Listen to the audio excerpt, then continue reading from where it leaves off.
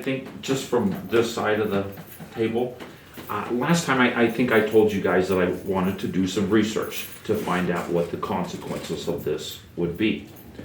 So I don't know if you guys watched the Channel 13 news last Tuesday night, not this, before, the 28th. Anyway, there was an article on there about Otero and Baca both adopting the resolution opposing the government's mandates. Not that it's going to stop it, but they adopted it opposing it. Right after that, in the same article, Governor Polis came on, and he said, I do have the authority to clip your Medicaid and Medicare.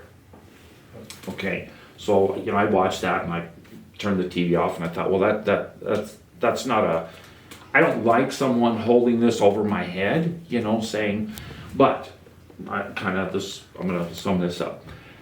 I received a phone call the next morning from a gal that has breast cancer.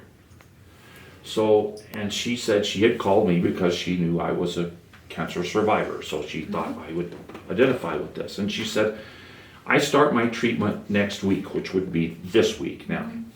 And she says, if you guys sign that letter, she called it, actually it's a resolution, will I be unable to receive my cancer treatment? Because she's on disability and Medicaid. And she said, is this my death sentence? If you guys sign this letter? And I tried to reassure her that, we're going to look into this before we just jump into something and we don't know the consequences of what it entails. Sure. Because that's this lady's life. It's an important thing to her. So I did contact the Attorney General's office, and I asked them if they would look into this and see where the governor, in the case of an emergency like this, a pandemic, what authority does he have? Can he do this or can he not? That just seems like that's just not Christian to hold something like that over someone's head in that situation and say, well, if your county does this, I'm going to withhold care and I guess you'll just shrivel up and die. And so I did get a call back from the Attorney General's office, I believe it was yesterday. I also got a hold of the county attorney and I asked Sam to also research the same thing. That if we do go against this, is this, because I wanted to take the load off this lady. She was really, really upset, and I understand that, and I wanted as soon as I could to get this lifted off of her, but this took a while to get all done. Long story short, the Attorney General's office said they did not believe he had the authority to do that. So Sam has not gotten back with me yet, although I've been pushing on him really hard. I went ahead and called her as soon as I heard from the Attorney General's office and told her what I had found out, because I knew it was weighing pretty heavy on her. So that was one of there's just a lot of consequences, and I guess in my case, I wanted to research all those and make sure when we do this resolution, we're not affecting someone's lives or their ability to receive medical care. And I can't believe that someone would do something like that. But I didn't want to feel responsible if we did that, to call that lady and tell her, well, I'm sorry, but I guess they're not going to be able to give you your cancer treatment and you're just on your own. So I guess that was, but I have been doing a lot of research. I think things are about in order now for us to come up with some kind of a document. And that's part of what Sam's working on. But that was part of the holdup. I guess I know you guys are impatient, but we wanted to get things right, not make a decision that's going to hurt someone else, because it's like you guys say, we represent everyone. Right. And we also thought the other side had an opportunity to speak their piece also. So that was kind of where we're coming from, and I guess I just want to assure you that I haven't been sitting on my tail end doing nothing, along with all my other jobs. I've been working on this, but I felt that was an important thing to make sure that we weren't jeopardizing someone's health. Well, and I appreciate that, but again, well, I'm just speaking for me, okay? I'm not gonna speak for the group at large, but I'll speak for me. I want to convey that there is no other side. I'm not on another side, okay? I'm on the American team. Amen. That's I'm right. on the American team. And I want Pam and Joe, if they wanna have their vaccines, to be able to go get them. If they feel like that will protect them and be able to participate with their children. We lost a brother-in-law. I get it, man. You know? It was a bite. I get that. But again, I don't feel like I'm being dramatic. We have gone to the point that America is becoming almost unrecognizable as America. And if we don't start here in our little burg, be that how it looks, I don't know how that looks, but we gotta start somewhere.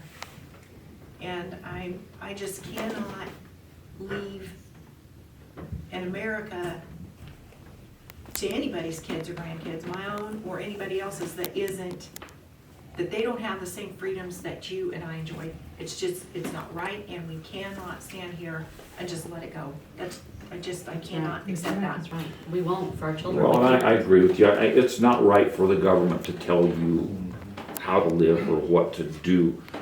I just wanted to make sure of the consequences before we, especially after that lady called me. That was a darn difficult And we call. greatly appreciate And we that. You're appreciate doing the your job, and research, we're you proud are of doing the job, and we appreciate that, and we support that. And I don't know if we're impatient so much as we're just following through and we're here to help, okay? We're here to help our county be secure. We're here to support Pam and Joe, we truly are. This shouldn't be a side. It has nothing to do with sides. I understand what you're saying, and I could see how someone could make it a side. It's not about sides, it's about, we just cannot do the mandate of masks or vaccines. Neither do we want to mandate that they don't get the vaccines, because there is such a thing as shedding with any vaccine. So we're not here saying you can't get it, because, there are some of us that are wondering, we've already been shed upon. We're saying if you feel like in your heart you need to go get it, by all means, we support you, go get it. We're just saying, don't force that on us. Sure. Yeah. That's all we're asking. We're Okay, here to so support you. last week, or last meeting, I asked all of you to contact your legislators and/or governor. So this research time, I've talked to 6, 7 different legislators. Obviously, we only have 2 that represent us.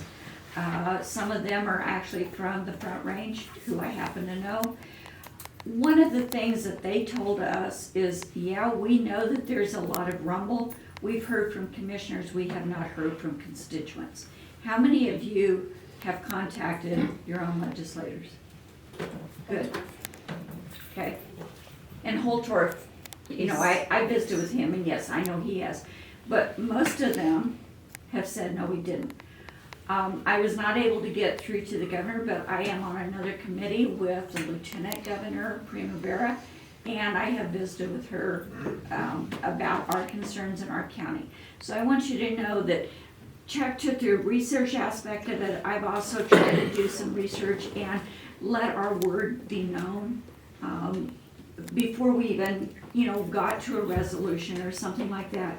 Just trying to make sure that they understand that, honestly, as commissioners, it is a really tough situation for us right now, because we're being pulled in a lot of directions, and unfortunately, in my opinion, it is causing a lot of animosity among our members of the community, which shouldn't have to be there. That's We should be a group and not pulled in one direction or the other based on our beliefs on anything. And so, those are the kinds of things that I tried to make them aware. I did not try and shove it down their throat as to, but just that this lack of choice, it also is creating a huge hardship in our communities, mainly because one of them said, well, Denver, one area in Denver is losing 120 doctors, so they're scrambling trying to get, I said, you know, that's great. If we had 120 doctors in 6 counties, we would be awesome. You know? And I try to put it into perspective that we're probably lucky if we have 20 doctors, 20 in the entire 6, you know. We lose 1 or 2, we're in a world of hurt. And the same with the nurses, you know, those same kinds of things. So please understand that we are working our sides of it too. We feel like it's really important for us to make sure that we've researched, and I know Kim has done her share of research as well, in trying to make sure that we're making the right decision, and what we say or what we do is not going to hurt someone else down the road.